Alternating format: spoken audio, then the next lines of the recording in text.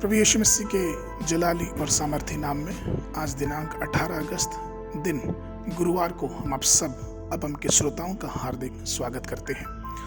आज के दिन के लिए जो वचन है वो लिया गया है भजन संहिता की पुस्तक उसका 8 अध्याय 4 और 5 पद। तो फिर मनुष्य क्या है कि तू उसका स्मरण रखे, और आदमी क्या है कि तू उसकी सुधि ले, क्योंकि तूने उसको परमेश्वर से थोड़ा ही कम बनाया और महिमा और प्रताप का मुकुट उसके सिर पर रखा है। हमारे प्रिय परमेश्वर वह हैं जिन्होंने पूरे ब्रह्मांड का निर्माण किया। वह सभी पर पूर्ण अधिकार और प्रभुत्व रखते हैं। जब उसने आज्ञा दी कि उजाला हो तो उजाला हो गया, और इसी प्रकार से चंद्रमा, तारेगण और हर प्रकार की सृष्टि की रचना की।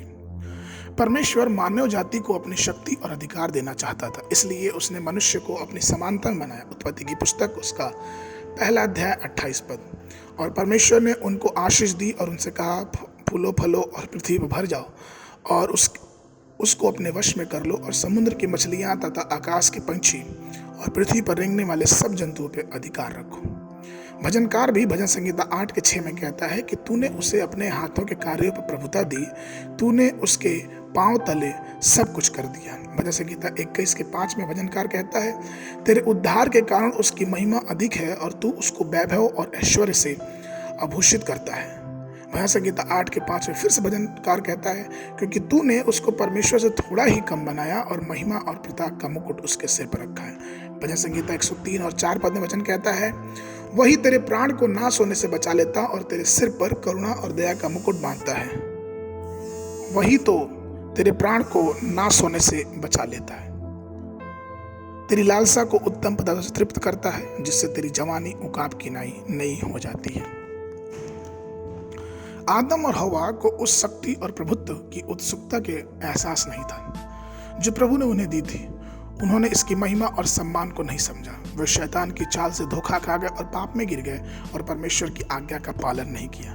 उसके बाद परमेश्वर ने मानव जाति के लिए अपना प्रेम दिखाना जारी रखा। वह उस सारी महिमा और सम्मान को बहाल करने का इरादा रखता था जिसे आदम ने अदन की वाटिका में खो दिया।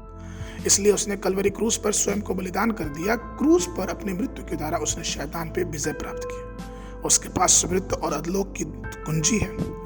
आज वह हमें फिर से शक्ति और प्रभुत्व और स्वर्ग के राज की कुंजी प्रदान करने के लिए तैयार है। उसने यह कहते हुए हमसे और आपसे वादा किया मत्ती 16:19 में कि मैं तुम्हें स्वर्ग राज की कुंजियां दूंगा, और जो कुछ तुम पृथ्वी पर बांधोगे वो स्वर्ग में बंधेगा, और जो कुछ तुम पृथ्वी पर खोलोगे वो स्वर्ग में भी खुलेगा। तो प्रभु में प्रिय लोगों, उन शक्तियों और प्रभुत्व से अवगत रहे कि परमेश्वर जो हमें देना चाहता है अपने जीवन में जीने और उसकी महिमा और सम्मान का ताज पहनना। प्रभु का अभिषेक कभी न खोए, पवित्र जीवन व्यतीत करें और पवित्रता की रक्षा करें, और यहोवा की करुणा आपके साथ हमेशा रहेगी, जिसके बाद आपकी यात्रा खत्म होने के बाद आप यहोवा की तरफ से एक मुकुट प्राप्त करने वाले हो सके। आज के मनन के लिए जो पद है वो लिया गया मत्ती 28:18 पद। यीशु ने उससे कहा कि स्वर्ग और पृथ्वी का सारा अधिकार मुझे दिया गया है। बाइबल अध्ययन के लिए सुबह के समय भजन संहिता 100, 101 और 102, और संध्या के समय 1 कुरिन्थियों की पत्री उसका पहला अध्याय। परमेश्वर आप सबको आशीष देवे।